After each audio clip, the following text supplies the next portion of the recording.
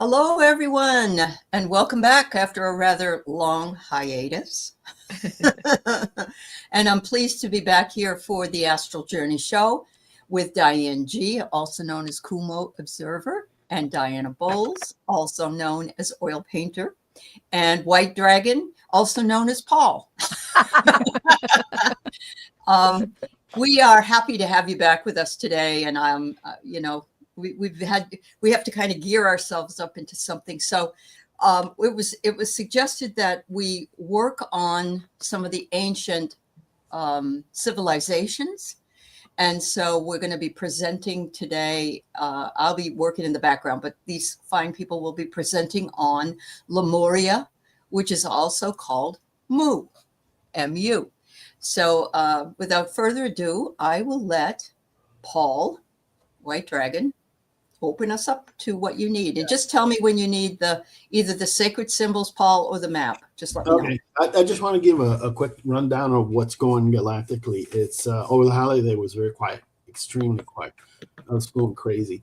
But a couple of things happened. You know, I got approval from Michael to expand the Minutemen teams to a lot. And I still don't know why. And the other thing that happened is I became aware that, you know, the Drax left the galaxy, most of them did. And there's still some like hanging around.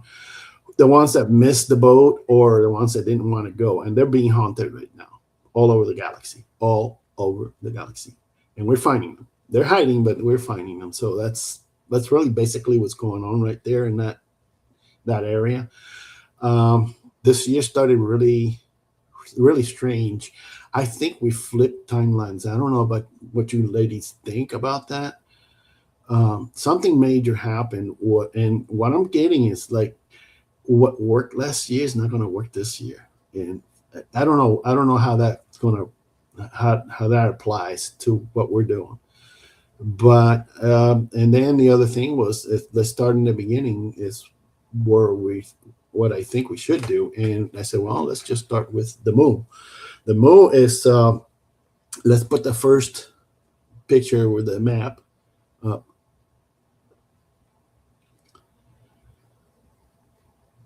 Okay, this is from a book that was written in the 1800s.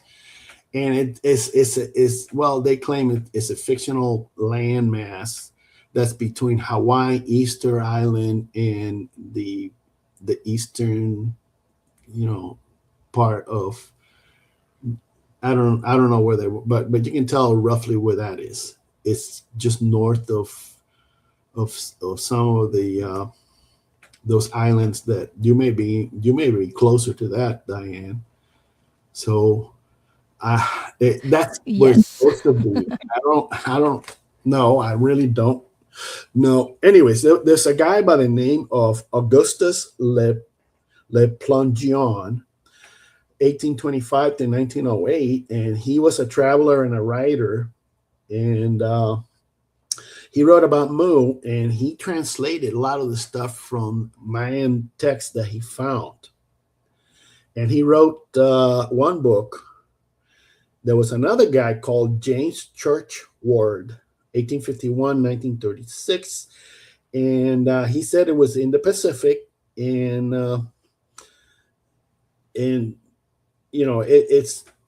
those two books, you can buy them off Amazon and, all your main bookstores. But I found free copies on the internet if you want to look at them rather than spend your money. You can go Google the Sacred Symbols of Mu, FMU PDF, and then you go to something called the Internet Archive, and then you get the PDF. You can download it or you can read it online, whatever. And then the other one is the the Lost Continent of Mu from Churchward PDF, and then you can get it the same way. How do I know about this? Well, a long time ago, back when I was young and stupid, I'm just old and stupid now. I started with the Theosophical Society. The Theosophical Society was a mystical kind of organization that Helena Blavatsky put together with another guy, which I can't remember his name anyways. So that's how I got started. And then she wrote this thing called The Secret Doctrine.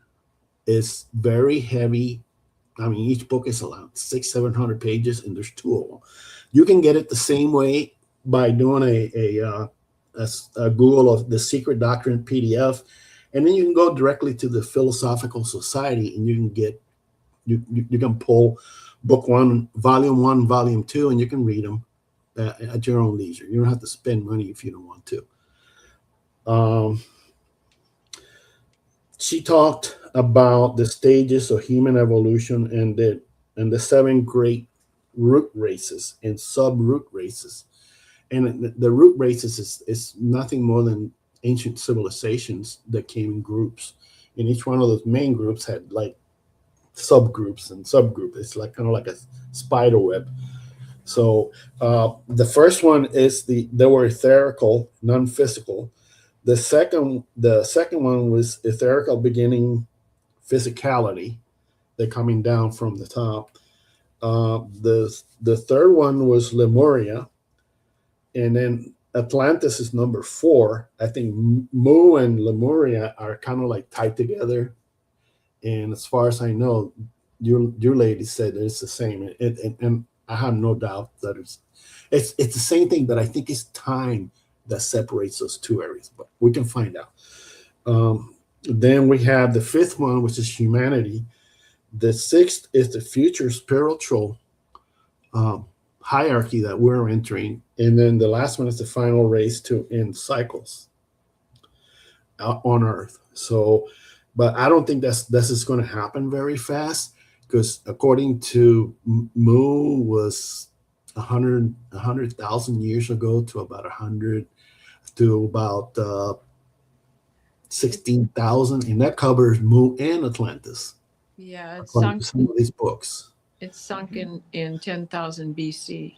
Right. So this is like what's happened. Now, I was reading all this stuff, and this is very, very complex information. But then something popped into my head that this is tied to the Lyran migration and the Lyran wars and the Pleiadians. We can ask that question too and find out what the records say on that. I'm very interested, because I'm more interested in what the records say than what these books say. So that's pretty much what I want to cover. And one of the things now you can put up the second picture with the symbols, Aley.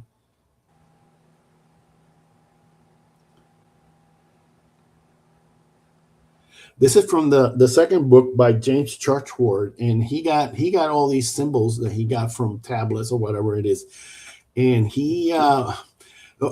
I looked at these and I go, I know the first row, 1, 2, 3, the number 4 and 5 symbols. I have those on a wand when I started making wands a long time ago. After reading the Harry Potter books, I go, oh, that must be cool to have wands, and you can do all kinds of stuff with energy. Blah, blah, blah.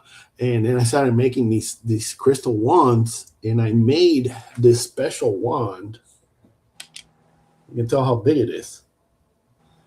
And it's got like a handle, and the blade fits into the other handle, and it's held together by a copper pin. Is that selenite? Selenite. And then the edge is flattened copper all the way around, like this. One side has a Herkimer diamond, and the other one has moldavite.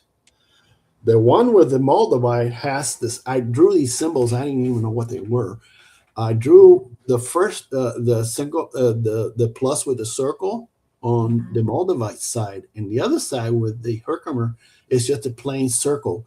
But this plain circle has I just looked at it, has a dash going through it.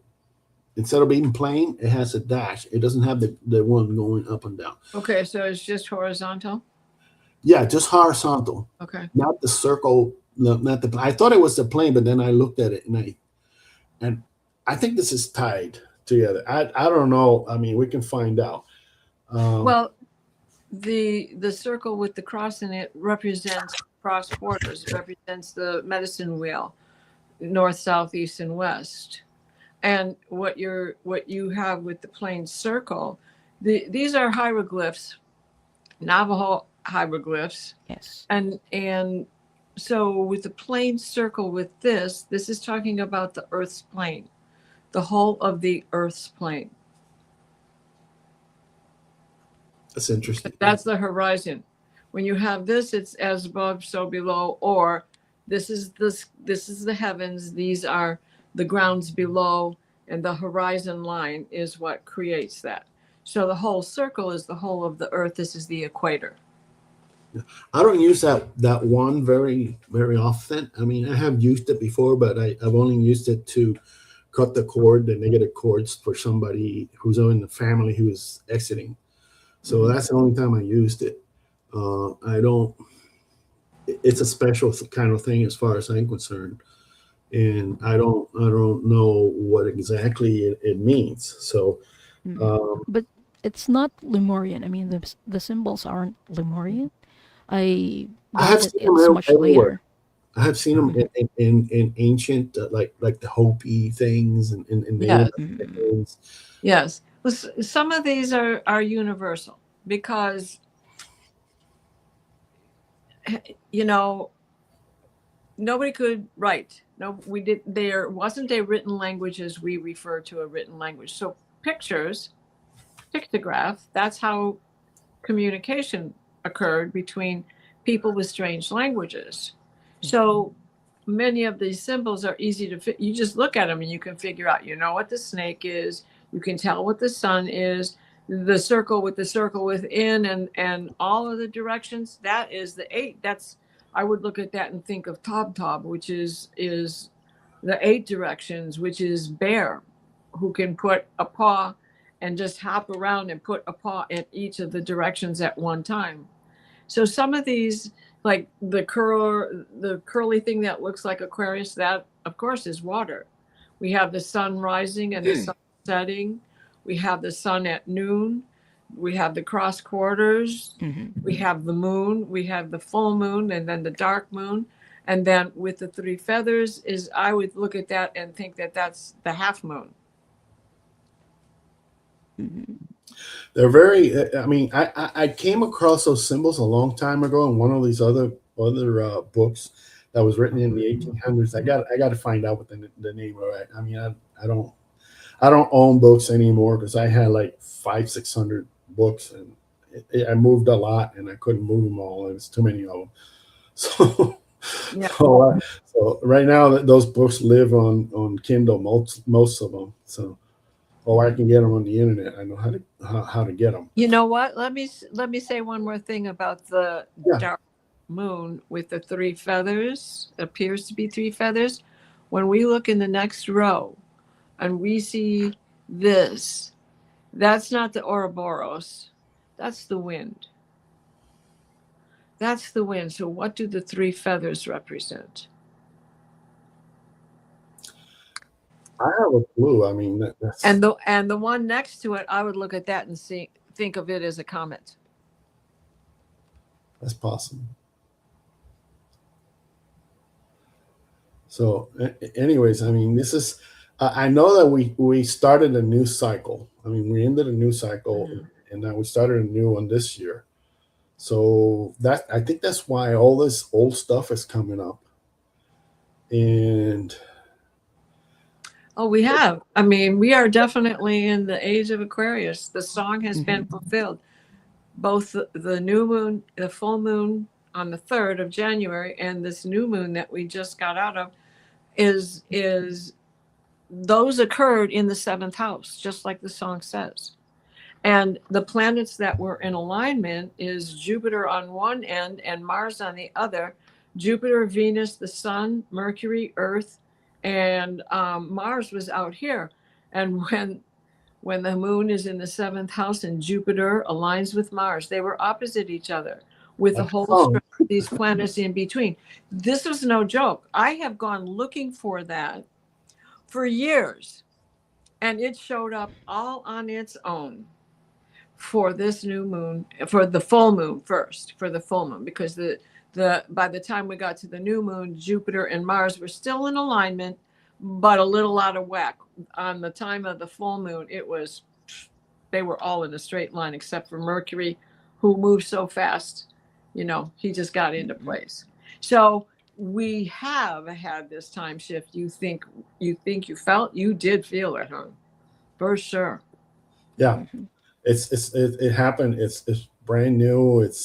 We're in a blank page right now, and it's what we make it. It's really that's how I feel. But we can't move forward until we know what the back is, the background is. So that's why I wanted to make sure that we can look at the Akashic record to see what they say, that you guys can say about Mu and Lemuria, and see what that picks up. I can tell you what I have read and everything about it, and that is like, yeah, it's all together, and it's like a sequence. It's like a bead, one bead, and so the bead is something else, and then the bead is something else. It feels like a bead to me of civilizations. So, you want to open the records, Diana, or? Sure, I can do that.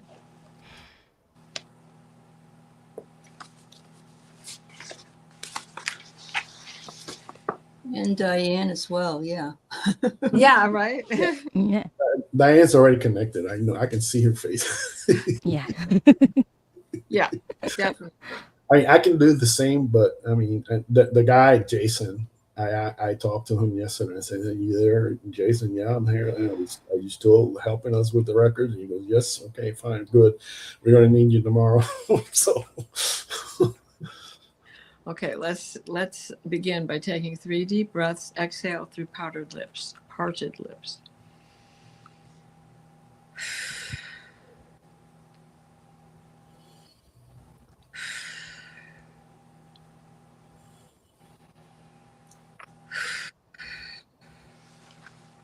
We are surrounded by divine white light and the divine grace of the source.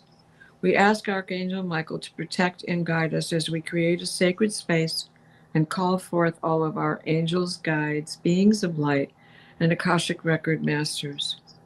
Assist us now as we bathe in grace of the highest truth, the highest frequency, and the highest vibration of light and love.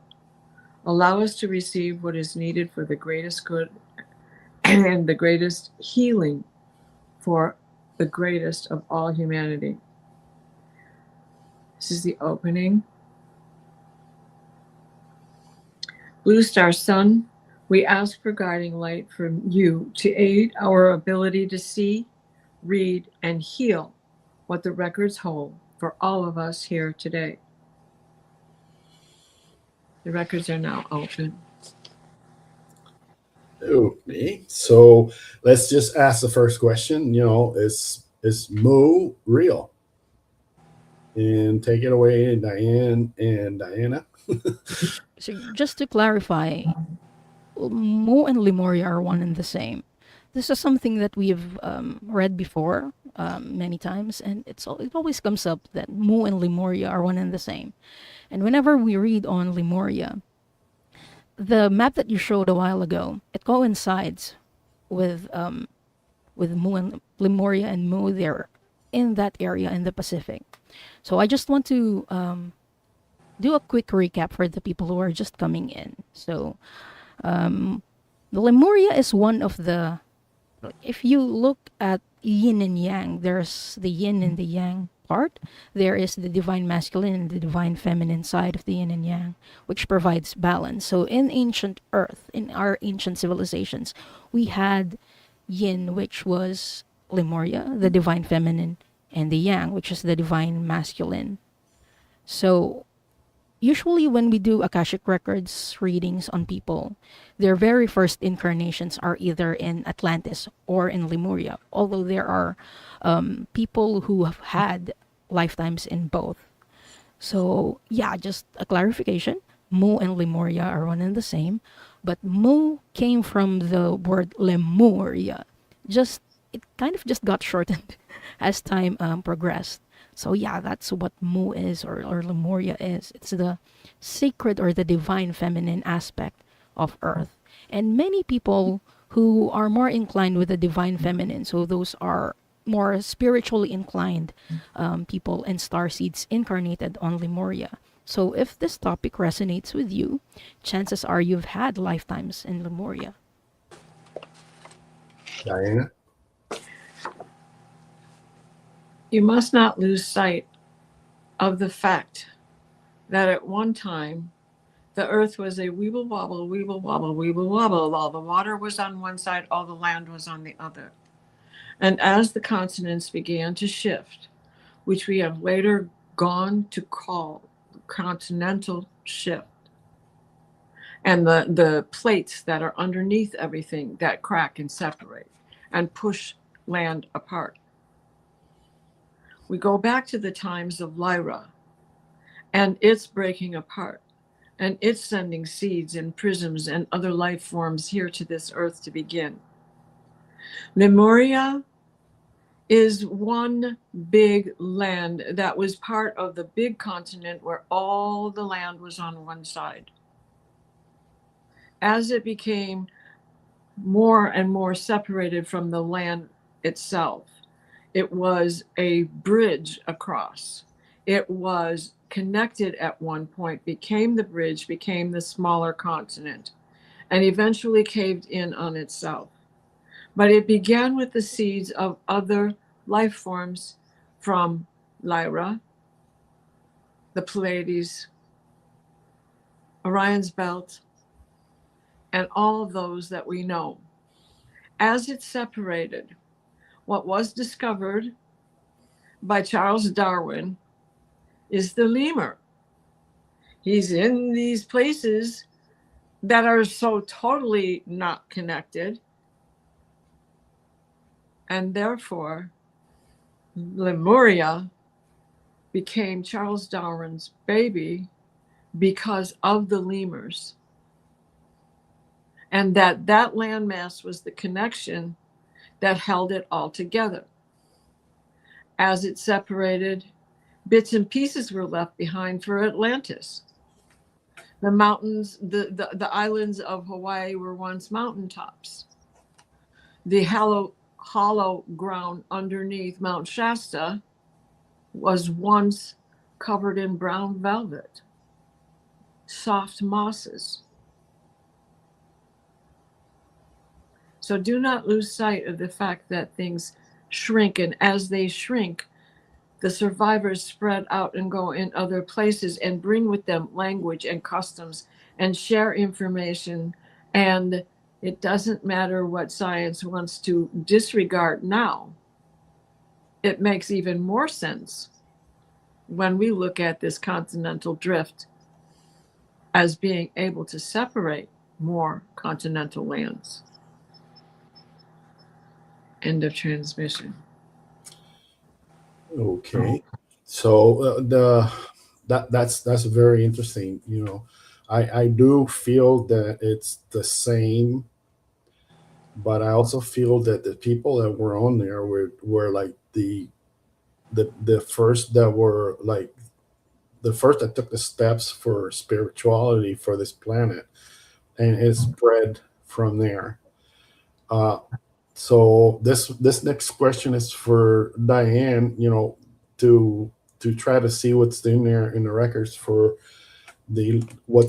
how does it relate to the Lyran migration and the Pleiadians, and because it feels to me like some of those Pleiadians that were migrating before they, one group went to the Pleiades, another one came here to Earth. That's how it feels to me. So I don't know if that's exactly what happened. So how does that relate to our planet and that migration based on the draconian situation? Lemuria was guided by many star races, but what pops in from time to time in the Akashic records are first the Pleiadians, mostly from the divine feminine star systems, which are Maya, or the Maya star system and Pleiades, it comes often and a lot during readings, as well as the Arcturians. The Arcturians actually visited Lemuria during that time and also taught people about energy and how to manipulate energy. So, just to tie in your question with Nathan Sipley's question, so how does it relate with the Myran migration, and how does it relate to today? I think those are very much related because there are cycles that keep happening, such as the Lyran Wars. During the Lyran Wars, they were attacked, and there were issues about control and power. And that happened during the Lyra Draconian Wars. That also happened in Lemuria, which is, I believe, why the Lemuria topic is coming up a lot in today's time. Because we are having a lot of problems with government and the issue of power and corruption, and it keeps on happening in many civilizations. That's how it relates to us now. That's why it keeps on coming up. That's cool. That's really cool. You have any comments, Aley? No? Okay. The Lyran migration is very interesting because that, based on what Diane did with me, with my path throughout the cosmos. I got my start in the Lyran area and in the Lyran wars, and how they the Drax came, and I was some kind of farmer, and they ran some big huge tank over my legs, and that's what triggered me and say, hey, I'm going to get you. And I've been doing that. This kind of works ever since, until they got kicked out of the galaxy. Right now they're out. And earlier in this lifetime, about 1980s, mid 80s, I had an accident in my house where I broke my left leg, and bone came out and everything. It was nasty. And and it just dawned on me that this is related to that thing a long time ago that came up to be dealt with. So I have somebody's piece of bone in my leg somewhere. I mean, they grafted somebody's piece of bone. This bone fell out. And I took the pieces, and we found in the garage, and I turned them into Christmas ornaments. My wife threw them away because she thought I was crazy. So this is how it relates to me, because you have to make whatever the information that we're giving out or what's in the record from the masters, how does it relate to you, and how does it help you deal with this new cycle that we're starting up? Mm-hmm.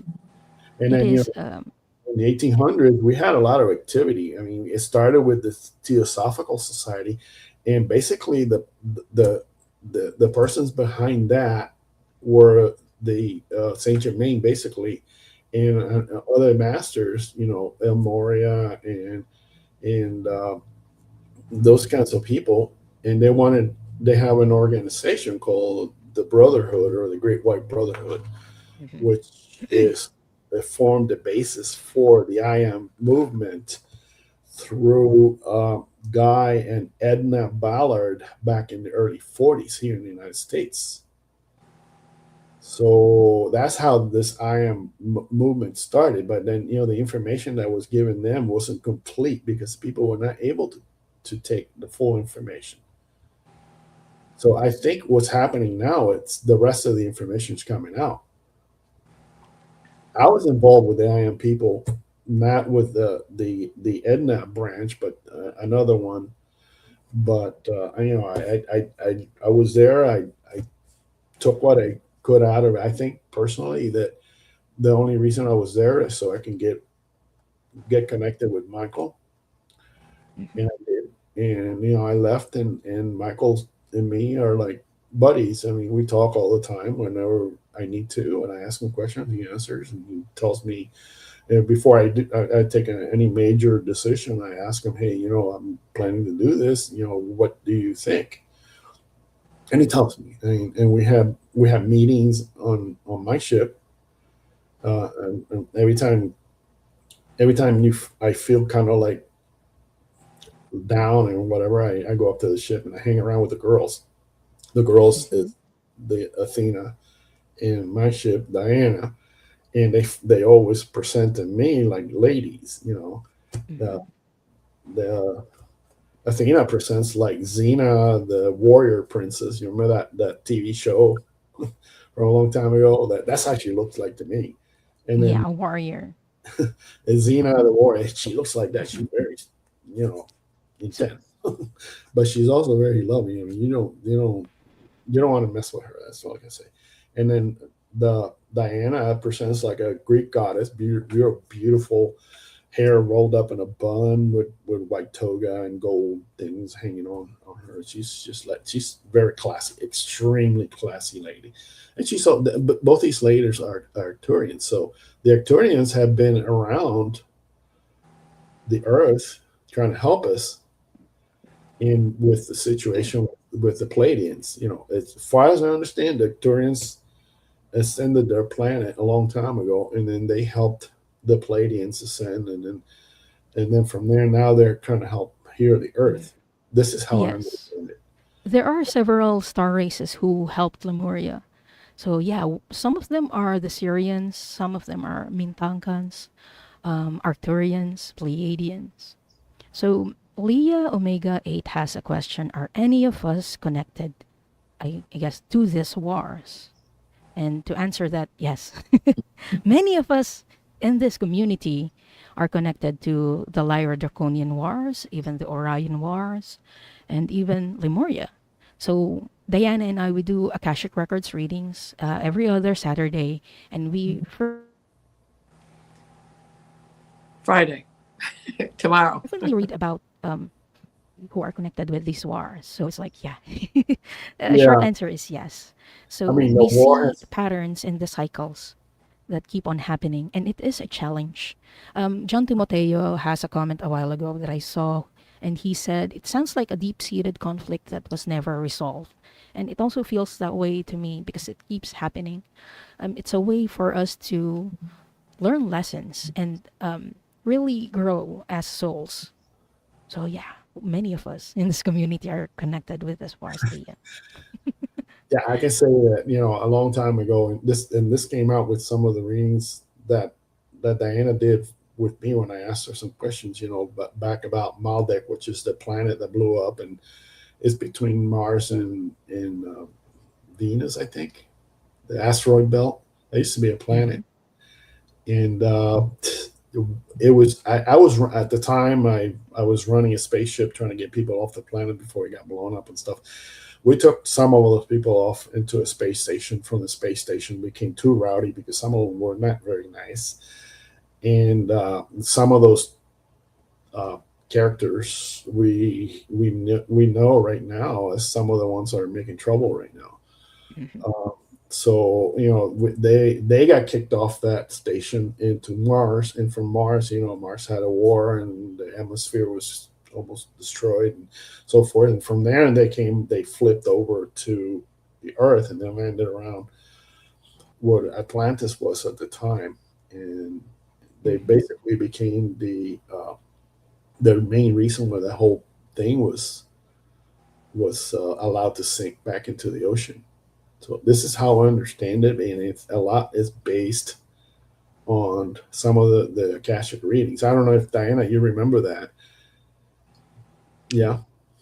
I'm sorry, I am definitely drifting out there, remembering life on Lemuria as it was in the other, in all of the different time frames that we have traveled through. It, what is the reason for evil terrestriality? I can't say it today. Sorry. It is the yin and yang, the feminine, the masculine. You can't have the light without the dark. You don't see it if you don't have the other to compare it to measure it with, to find the balance between. It is always there's always a lesson. It's a power struggle for some, and they want that whole power, but the power belongs to no one. The power belongs to each of us. not just one person.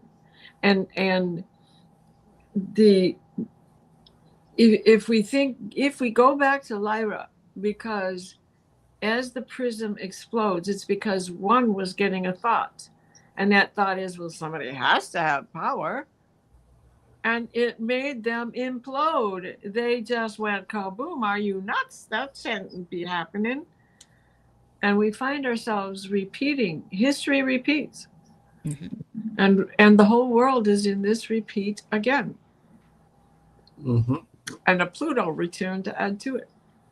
Yeah, I understand that the reason some of those experiments failed is because there wasn't enough people holding the balance at the time, and it happened way back then, and it went underwater. Then it happened in Atlantis, and it went underwater. But this time is different. Some of the same players that were back then who were responsible for that are here right now. It's important. I just want to say, anybody putting up a question that's personal, like who was I or was I there? We're not doing that today. These are questions about the civilization of Lemuria, if you wouldn't mind. Thank you. And anybody doing that, join Diane and I tomorrow. We'll be on at 5 o'clock Eastern. Yeah, you can ask personal questions, which is excellent. Let me read this list, because I could never memorize it, but we have to realize that Lemuria and Atlantis are just the most famous. They are not the only things that have disappeared. So there is Argatha, which is hollow earth. And then there's Avalon that comes and goes out of the mists. And there's Beyond, which is Slavic, but it's like Lorna Doone. It appears and it disappears. It's like Avalon. It has that same tail from Avalon to the Slavic nations, to Ireland, to Scotland. And then there the Isle of Brasil, and that is an Irish tale. And then I can't say it because it's Welsh, but it's Cantera Gwald, and Dura, which is the Lord Krishna's disappearing land, and the Iram of the Pillars, that is mentioned in the Qatar, and then Atlantis of the Sands. Well, that's Arabic. That's Arab. And then we have Jomsburg and Vignette, which is in the Baltic Sea, which is, I think, what you were just making mention to. And then we have Kumari Kandam. Now that also refers to Mu and Lemuria, but that's the part that sunk into the Indian Ocean. So that landmass that was connected in the Indian Ocean and into Australia and held all of that together was at one time part of what was Lemuria, Lemu, and Mu. So there's so many of them.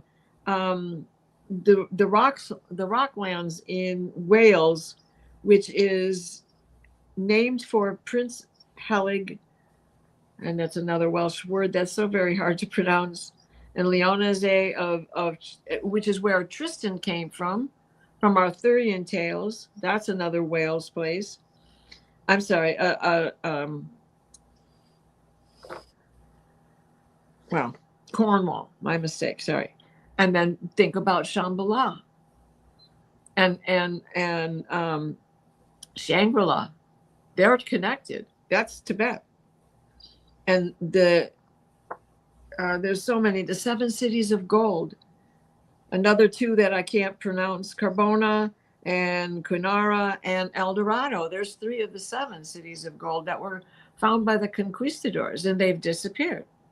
Where'd they go? And then east, which is of Brittany and New Zealand, but Zealandia is what it was called when all of that was connected. So just as the ocean can change in the middle of the water, when you're looking at it, you don't know where you're at. You think it's one just big body of water, but here's the Caribbean Sea, and here's the Atlantic, and here's the Pacific, and over there is the Indian Ocean, and over there is the Baltic Sea. So, you know, I mean, you can be on all these different lands and know, because borders didn't exist the same way as we think of them today. And there was a time when there weren't heavy power struggles because the world was shaking. Yeah, and in each one of those instances, I think the ET influence is becoming more clear to me. I mean, at least to me, because of the migration situation and the Pleiadians and all the other races that are coming down here to help us out.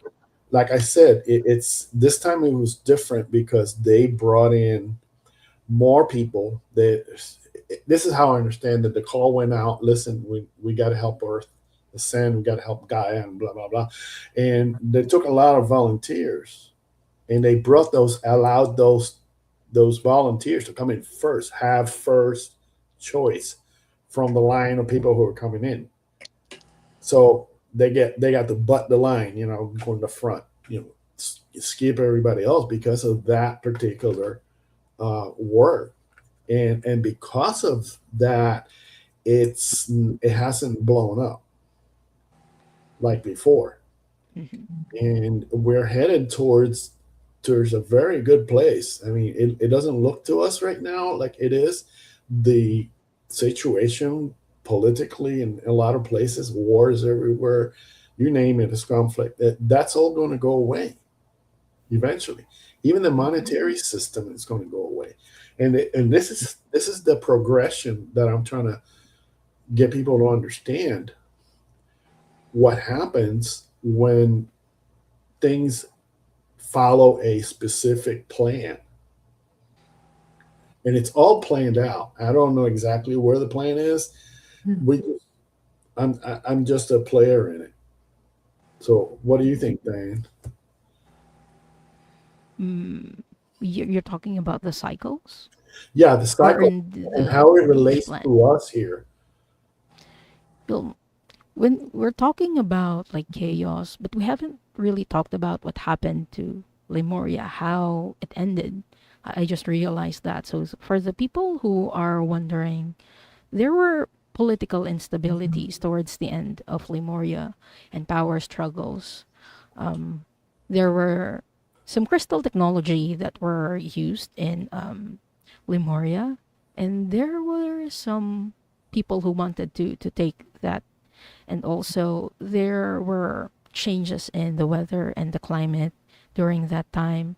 And when we check the records, at least for me, I saw that people were being dispersed during that time. So I was seeing some comments from our chatters, who were saying, okay, I was from Lemuria, but then I moved to South America, which actually happened during that time. The people from Lemuria, when all of these chaos were happening, they dispersed, or some of them dispersed and weren't included in the fall of the landmass. But there are some landmasses that are still around now. You mentioned, Paul, about me being close to Lemuria.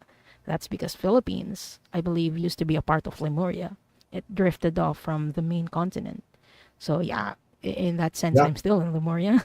But and you're being Palladian. I mean, I can see exactly what you got there. I mean, you got yeah, some work to do, girl.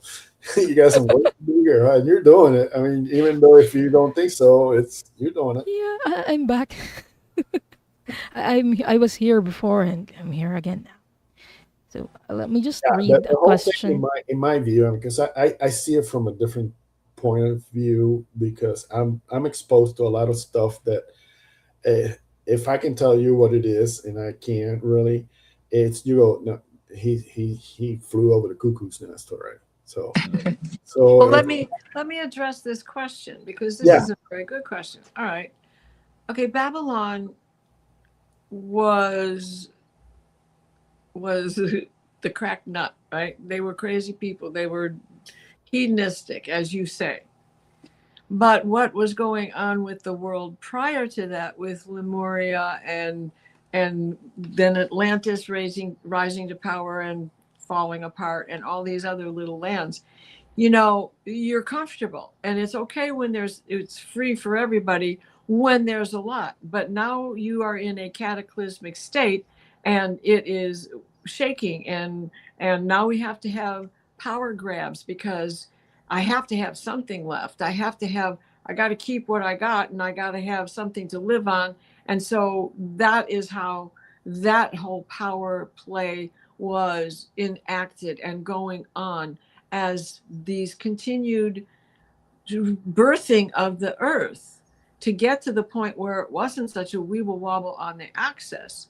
You know, we think of life, we think that they're all going to look like we look today. No, they didn't. You know, they had more traits that were closer to their starseed beginnings. Like, we have tall whites, and we still are carrying those traits with us. Or Hadarian, you look at my face, I know when I look in the mirror, I can see the Hadarian. But you know, they're less noticeable because we're comfortable with having all these different races around. So Babylon was already in the process of conversion, and Moses left and went up the mountain to get the tablets, and they all went to hell in a handbasket. Let's party. He's gone. Nobody's babysitting us. It wasn't so much about the money grab as it was just doing what I felt like doing when I felt like doing it. And so when he came down and saw what was going on, he threw the tablets at them and broke the first set of tablets. Went back and got a second set. So yes, but it's not quite the same, because Babylon wasn't about power. It was more about, you can't tell me what to do, meh. You know? I mean, there's a lot back in the earlier in the 1800s and the earlier part of this and of 1900s. There was some very good information that was out there, except a lot of people don't understand where it came from. I mean, there's a lot of unveiled mysteries by the first book about the original I am people. I'm talking about not the offshoots. Saint Germain gave Ballard all this information about all these different civilizations. And you can get unveiled mysteries online too, the same way, by doing a Google on it, and you can get a PDF, or you can buy the books. I have the book myself, and how I got it. I mean, there was a I am temple right downtown Miami, and I went there and I wanted to get in. They wouldn't let me in. That was a long time ago. Oh no, you're not a member. Blah blah blah blah blah. Whatever. So I knew a lady. I says, go in there and buy me these books, and she bought a bunch of books and gave them to me. I mean, that's how I got a hold of them. But you can get them online now. I mean, you don't have to do that kind of stuff. And back then, there was no internet, so there's a lot of Books information are, around. yeah, they are much more accessible now. So Yes. we have a good question from Old Windwalker, who is Mhm. asking, did the people of Lemuria and Atlantis interact? From what I remember, they were here around the same time, or that's what I understood anyway. I could be wrong. I believe this is correct, that they were around at the same time, although Lemuria started earlier. But I don't Right. believe that they interacted. They were aware that the other one exists, but they didn't interact. From my understanding, they were on different sides of the world, so they didn't have a chance to interact. How about you, Diana? What have you seen in the records Along about that this? same train of thought, absolutely. And Atlantis was left behind as Lemuria crumbled, as Lemuria sunk, as it disappeared. So I think it's Plato that said that Lemuria did not sink until 45 AD or 46 AD, somewhere in there. But when Lemuria was crumbling, they became more aware of Atlantis, because they were escaping to there if they could make it there. However, they could. What mainland are we going to? Where are we going to go next? If an earthquake comes and it gives this big chasm in the land, and your son's on that side and you're on that side, and there's no way you can get to each other, you just start a life where you are. Yep. And so those from Lemuria that were left behind, some drowned, and they're considered to be the porpoises, right? And the dolphins and the whales, the intellect of the mammals in the water. So then when Atlantis went, there were people that survived that cataclysm. No, it was Pompeii that was buried in 45 AD. I apologize. And there's another one. There's another city that disappeared, right? Under It's witness. important to also know that Plato wrote about this, and the Greeks wrote about these in their writings. Yes. Not Lemuria, but definitely Atlantis. Atlantis, Definitely, definitely. So, yeah, Atlantis fell long before Pompeii. Sorry, please forgive me. But when Vesuvius went off and buried everybody, there was so much ash on there that it was just recent that all those bodies were found, late century of the 20th century. Mhm. So, you got to believe that those places were there because it happens all the time.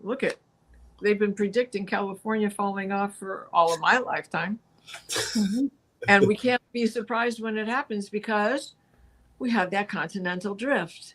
We have those plates underneath and the tectonic plates and the cracks and the fissures and this and that. And then let's do some fracking just to make it a little bit better, a little less stable. One of the things I tell people, like, how can you, who ask me, like, how can you say that Lemuria existed and that it drifted away? Like, just look at the people who are actually living around the Pacific area. We look alike. Yeah. I've been mistaken for a Mexican several times, Right. several more than I can count, and I look Native American as well. So, Case in point, definitely. yeah. So I believe that we are genetically related. We That's all right. came from Lemuria. We just kind of drifted away and dispersed from Lemuria, but we still have the same genetic makeup. Yeah. Right. Some of us still have Rh negative blood. Yeah. Well, the same dispersion happened with Atlantis because it didn't all fall down overnight. I mean, it was in several No. stages. But So a lot of people dispersed. Well, and again, there you see people struggling not just for power, but to grab. What can I have at the end? Because this is going to happen. What can I take with me? I want this piece and I want that piece, and now I'm going to rule. And if you listen to me, we're going to survive this. And they did. They just didn't survive it together, and not everyone survived. Just like always happens. Yeah, this whole subject is very interesting to find out, especially when we tie it to the records. What's in the records? If you ask me, okay, what some old guy somewhere wrote a book, or what's in the records, I'm going to take the records every single time, because that's actually what happened, not what somebody else thought happened. Well, and it just as the planets have their cycles, everything has a cycle. Everything is cyclical. We are born, we live, we grow old, and we die. Those are cycles. Yeah. Do you remember when everybody was having a fit over 2012? Around 2012, the world's going to end. Blah blah blah. Remember all that? Well, it didn't happen, and you know why it didn't happen? it almost Because happened though. Timelines. But they just figured out all you had to do was reset the clock. But the Mayans have been doing that forever and ever and ever. Mayan astrology takes a year that is 252 days long or something like that. I have learned Mayan astrology and I drift away from it all the time because I don't use it all the time. But every once in a while I go back and refresh my memory on all this stuff. So it is cyclical, but it is cyclical that works with the Mayan calendar and not our Gregorian calendar. Yeah, the thing that I understand fully is that the people of Mu and Lemuria were very spiritual, extremely spiritual, and they had some technology, but it wasn't really what they were trying to do. Mhm. Everything that they could do with machines, they could do with their minds. Kind of like what The Atlantis end also with the machines and the things and all the inner circles and canals, circular canals. yeah, it's like the Arcturians. The Arcturians, anything they can do with a machine, they can do with their minds. Mhm. And they can teach you this stuff. I mean, how to teleport with your mind and walk through walls and do all kinds of stuff. It's part of the training, and Diane's going, yeah, because you've been Well, Yeah. you've been through the training. You know what I'm talking about. part of their DNA. Yeah. Part of their ancestral history. So if there's anyone else that has a question for the panel, we have 5 minutes left, and put it in as soon as possible, please. And I think we're going to be talking about Atlantis actually next time. when we Yeah. come back. I mean, that's assuming everybody wants to do that. I mean, this subject is very, very interesting to me, especially with the records. Next time, make sure we all get the email. I just noticed the two of you are wearing the same shirt. Oh, well, we psychically speak to each other from across the planet. Yes. Yeah. Wear dark red. Yeah. So Wear that red. Yeah. and who knows, what was going on in Atlantis with their ability with technology that they brought with them, who they were descendants of, that they weren't part of why the last of Mu sunk in the first place. Mhm. I know for a fact that I was in Lemuria, and I also was in Atlantis. So I know for a fact. I mean, how can I can't prove it to anybody. I just know. When they say archaeologists haven't found it, that's not true. And it starts with an A, and I can't think of it right now, but that is pretty much where they're pretty certain that is where Atlantis was. Mhm. It's the Azores, Oh, okay. up in the Azores. That's way out in the middle of nowhere. Yeah. Leah wants to know, can you learn your future jobs on ships from the records? And I would say yes, but that's more of a personal question that you could go on tomorrow and ask these girls. Yeah. Yeah, they can fix you up pretty good. So I mean, did we get? I'm sorry. Did we get a lot of questions here? Or We had 4 or 5 that came up. Yeah. good. Yeah, good questions too. Yeah, there were good questions. Very Then, well. I would suggest that if you have more, and if you start reading about it, you start looking, do some research. Yeah. What goes with you, what feels right to you, and that's what you should be doing. Because what I'm hoping people take from this is that, yeah, this is what happened and this is whatever, you understand it, but how does it relate to you now, and how does it help you deal with what's going on now? Because right now it feels like the situation has the focus is shifted to inner Earth here. The inner Earth situation has brought. They want to come out from underground and help us out. That's what that's what it feels like to me.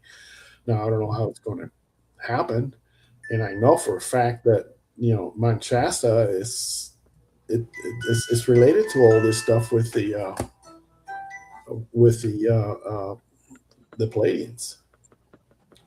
They may be the ancestors were Pleiadians that came over and moved from Atlantis before it happened. The situation happened. So I don't know exactly what that is. This is what I think. I mean, what's in the record is going to settle it, and that's perfect. But that's something that we can explore on the next episode about Atlantis. Yeah, that's something really interesting, and I know that it's in Unveiled Mysteries. It actually addresses that issue with the different civilizations. So it's very interesting subject. Yeah, it is. So as we close, I want to wish and hope that all of you going through the storm are safe and warm and have enough to eat and drink and so on, blankets, whatever it is you need. And I want to remind you that tomorrow, Eastern time, Diana, what is it Eastern time? 5 Your o'clock show. Eastern. 5 Eastern, so that, and of course, the Philippines is different because it's going to be already Saturday when Diane's Yeah. there. But It's 6 a.m. Saturday here. okay, very good. Which And- channel that's going to be on? It's probably, are you simulcasting on both Yes, of we your will channels? both Yeah. be Okay. simulcasting. Yeah. And give you us know, you both can ask a any thumbs up. questions. Yeah, you can ask the personal questions that you'd like from the Akashic Records Masters. So thank you, everybody. Thank you for all your comments, your questions, and Can for I spending close time. really fast? Yeah. Since I opened publicly? Okay. Yeah. Yeah, All close right, it. so let us just close the way we began. 3 breaths, please.